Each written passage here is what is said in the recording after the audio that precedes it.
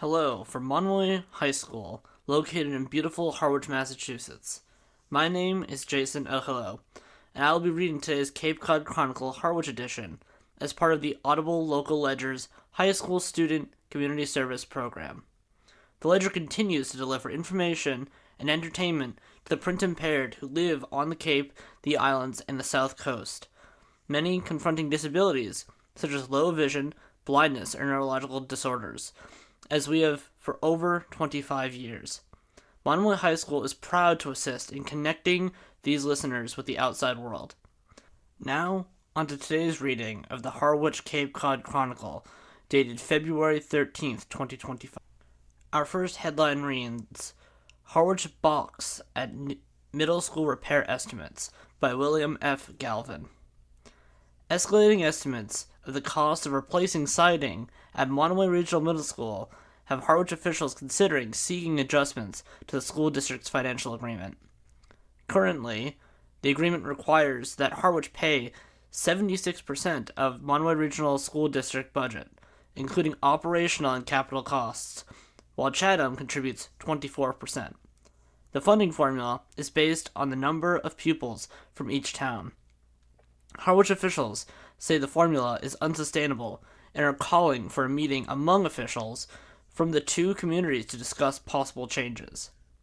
The emphasis for us is, it is not sustainable, Harwich Select Board member Pete Pierski said of the agreement, which is due to be renewed in 2027. The formula applies to the building project as well. Replacing the deteriorating siding, which some believe is responsible for mold problems in the school, was previously estimated at $6.3 million. Monroe Superintendent Scott Carpenter said Tuesday that the building committee formed to oversee the siding and eventually roof replacement at the middle school recently voted to include removing or replacing the windows, which could increase the cost to as much as $12 million. Carpenter said when the school was previously expanded and renovated in 1997, the windows were improperly flashed. The building committee decided that it didn't make sense to just replace the trim and siding, given the window problem, he said. At the least, windows would need to be removed to determine the extent of the damage, but it likely makes more sense to replace them altogether, he said. They could go through and re-side the building, and the building would look great, but the flashing would not be fixed, he said. Replacing the 27-year-old windows with new, more energy-efficient ones would allow the project to be done right, he said. It will also add significant cost to the project. The administration and building committee are working with the project's architect and owner's project manager to refine cost estimates. Updated figures are expected next month, Carpenter said. School officials expect to ask voters in both communities to approve funding for the siding project at May annual town meetings. Given the increased cost projected, Harwich Select Board Chair Jeffrey Handler recommended Monday that a meeting be scheduled with the Chatham Select Board and the Regional School Committee to address the funding formula. It's a little late to discuss the agreement as it sits as a whole, Handler said. I don't think that a productive use of our time right now, but I do think that there might be some merit with me reaching out and requesting to amend the formula for the middle school project. Select Board member Donald Howell said he was concerned that rising school costs take money away from the ability to operate the town.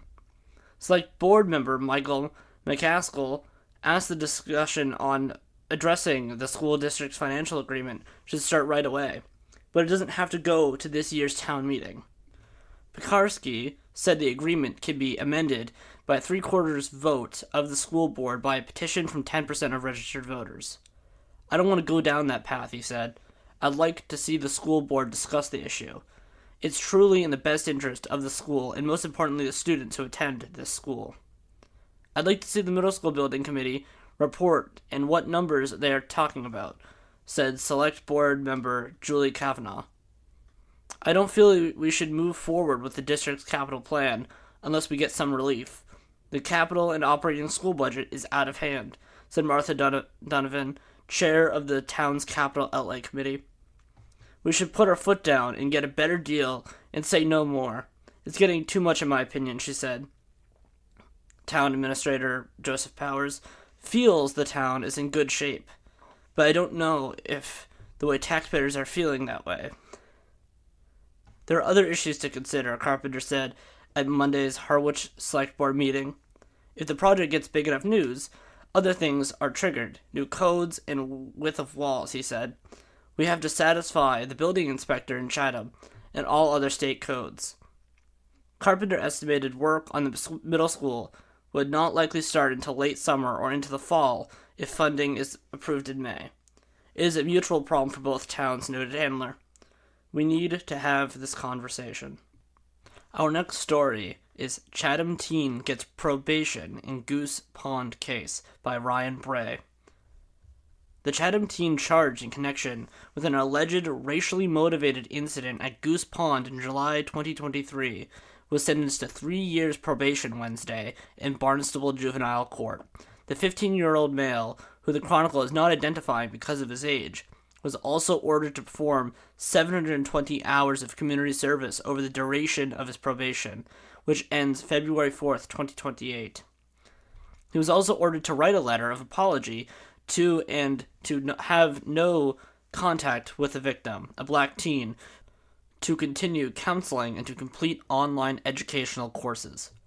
It is alleged that the teen and another then 13-year-old invited the victim to the pond on July 19, 2023. Upon the victim's arrival, the two teens, who are white, allegedly threw stones at and later repeatedly attempted to drown the victim, who could not swim. It is also alleged that the teens directed racial slurs at the victim, and that the other teen, in one instance, called him George Floyd, a reference to a black man killed in Minneapolis in May 2020. The sentence, handed down by Juvenile Court Justice Sylvia Gomes, came from a joint recommendation from the teens' attorneys, Kevin Riddington and Matthew Kelly, and prosecutors with the Cape and Islands District Attorney Court Office. Gomes also reviewed 15 letters of recommendation that were submitted on the Chatham teen's behalf, as well as a statement from the family of the alleged victim. Assistant Director Attorney Aline Moriarty said the victim's family was in support of the recommended sentencing. I do think ultimately this is a fair resolution for all parties, Gomes said. The teen has been under home confinement at his family's home in Chatham since his arraignment on charges of attempted murder and assault with a deadly weapon in September 2023. The Chatham teen was charged as a youthful offender, meaning that he could have been sentenced as an adult despite being a minor. While he initially pled not guilty to both charges, the teen changed his plea to guilty in December. The case has been set to go to trial in March. Redding on Wednesday took aim at Cape and Islands District Attorney Rob Galbus, who he said manufactured the case against his client out of clay and cast him out to be a racist. The case has taken on a life of its own, and we have a puppet master. His name is Mr. Galbois, he said. Reddington said his client has been approached by police on the street who have called him a racist. Reddington also took issue with the decision to charge his client as a youthful offender, while other teen charged in the case is being charged as a juvenile. His life will move on with no impact whatsoever, he said, of the other teen. But big score for Mr. Galbois. You've got a young kid who, for the rest of his life, will be branded as a racist boy because of this case. As has been noted, a young boy was pulled underwater multiple times, Galbois said following Wednesday's hearing. This was after stones were being thrown at him, with the name George Floyd ringing in the air. The motives of the alleged victim were also called into question Wednesday. Reddington played a short audio clip of something he said was the victim laughing at another child with developmental disabilities. Use of the N-word. He also referred to the Goose Pond incident as a case of horseplay between friends. Reddington asked that Gomes attempt the recommended sentence. He said a lesser sentence would result in a prosecution withdrawing its recommendation, opting instead to proceed with a trial. That's why we're here today, he said, because I cannot, in my years of experience, risk this kid going to state prison because a jury may say he's guilty. Kelly, meanwhile, condemned his client's perseverance amidst the scrutiny the case has brought upon him over the past 19 months. He said that the letters of recommendations for his friends, family, and co-workers on his behalf should be taken into consideration during sentencing. Lesser people would crumble at what was thrown his way, he said. Gomes pushed back on the defense's criticisms of the victim and references to the alleged incident in horseplay. Even if you take out the racial component of it, it was a horrific set of facts, she said. No other human should have to tolerate it. She has also disagreed with the opinion of Dr.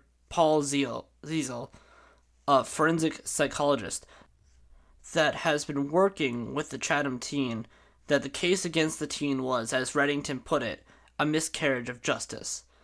But Gomes said she also agreed with Ziesel's finding that the teen is a low risk for reoffending. She called the teen a young man who has a lot of potential. Gomes noted that any violation of his probation could result in the Chatham teen being committed to the Department of Youth Services until the age of 21. Gilbois stood behind the manner in which his office prosecuted the case against the Chatham teen, and said the community expects and demands that the teen conform his conduct to acceptable standards. I would like to be clear, he said. We will never tolerate such conduct during my tenure, however long that may be. Next up, the article We're Just So Grateful by Ryan Bray.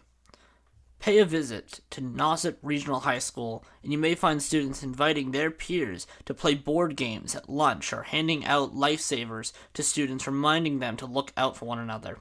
They're members of the Hope Squad, a program that has been adopted by students and faculty at a number of schools across the Cape and Islands, geared towards looking out for mental and emotional well-being of students.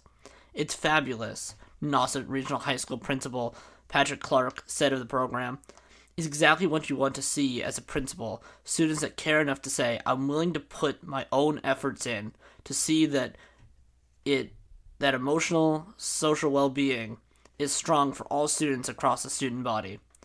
Now, thanks to a grant offered through the Cape and Islands District Attorney Office, Sharing Kindness, the Harwich-based nonprofit that helps train students and faculty advisors to serve as Hope Squad members in their schools, plans to bring the program into more schools in the region. On February 7th, at the Sharing Kindness offices in South Harwich, Cape and Islands District Attorney Rob Gavois presented Dr. Kim Mead Walters, the group co-founder, with a check for $48,620 to help expand the Hope Squad programs locally. We're just so grateful, said Mead Walters, who called the newly secured funding a game changer for students across the Cape and Islands. Mead Walters and her husband Davis found Sharing Kindness in 2018, 2 years after their son took his own life. Citing data from the Centers for Disease Control, she said since 2007, incidents of youth suicide have gone up 62% nationally. In Massachusetts, she said youth suicide is the second leading cause of death among people ages 10 to 24. The causes for the increase are many, but Mead Walters said the COVID-19 pandemic exacerbated already existing issues around mental health and social-emotional wellness among children. She said since the pandemic, suicide incidents involving guns have gone up 2% overall nationally and 15% among youth. And here in the Cape, she said, it has to do a lot with a lack of access to resources. But the Hope Squad program, which was first introduced on the Cape at the Falmouth High School 3 years ago, is rallying students around the importance of giving support to their peers in need of mental health and emotional support. Mead Walters said that there are 460 students involved in Hope Squad across 12 schools on the Cape and Nantucket, serving overall population of 7,700 students. That number will probably go up 50% because of this funding, she said. It's amazing to sit here and listen to you talk about how 3 years ago basically this didn't exist, and you're already in 12 schools with another 4 or 5 on the horizon, Gilbois said. Congratulations on all your hard work. Each program has an advisor, and students are recommended to participate and be trained as part of their school's Hope Squad.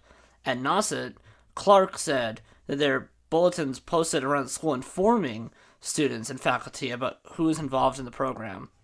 We don't have the data on things that don't happen, he said. But what we do know is it is helping the climate openness and conversations about things that once were considered difficult to talk about.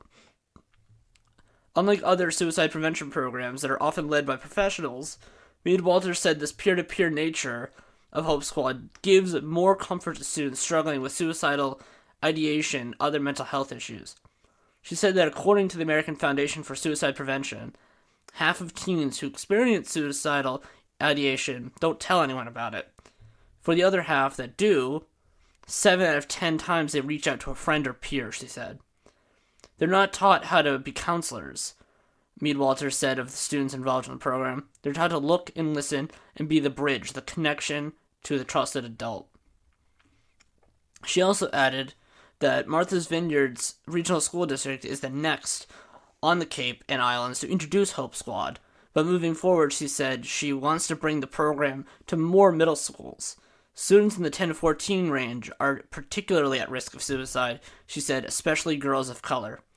In total, approximately $129,000 was secured through the State Office of Grants and Research and the Executive Office of Public Safety and Security to increase programming, training, and education around the issues of suicide awareness and gun safety.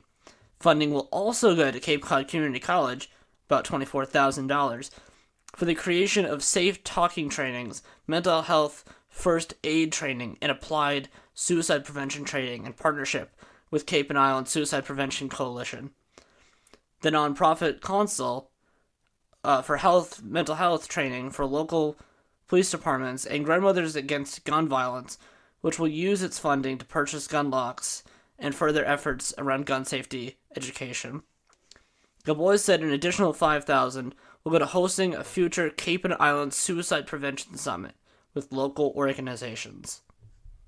Now I'm going to catch you up on this next article. February's a short month, but long on activities for seniors. From dancing and gardening to cooking and playing cards, there's no shortage of activities for Lower Cape seniors this month. Some activities require a small fee, and registration is often required. Remember that senior centers and community centers will be closed February 17th for President's Day. In Chatham, the Center for Active Living is offering a host of wellness activities in February, with a weekly blood pressure clinic Thursdays from 9 to 10 a.m., office hours with the town clinician in the afternoon, and monthly foot care clinic on February 26th from 9 a.m. to 3 p.m.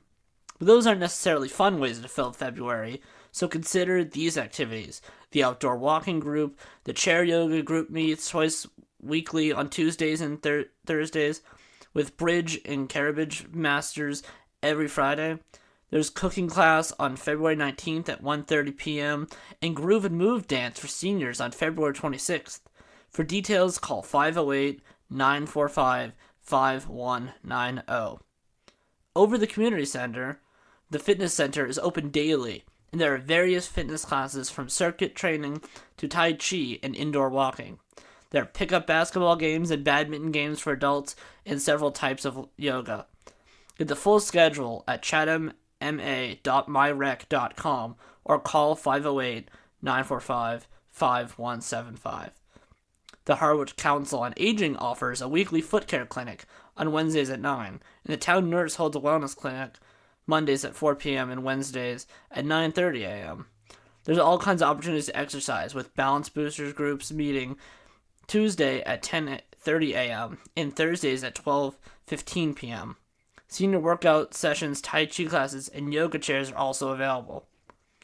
If the cards are your thing, there's Mahung on Tuesdays at 1 p.m. and Caribage on Fridays at 1, or try Mexican trained dominoes Wednesdays at 1.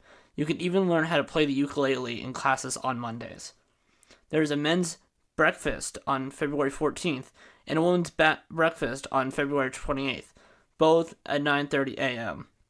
Find out what's going on at www.harwichcoa.com or call 508-430-7550. For my last article for you today, I'm reading Emily Murray's Journey from Student to Teacher by Ryan Bray. The story of Emily Murray's career starts very much in the mold of most aspiring actresses.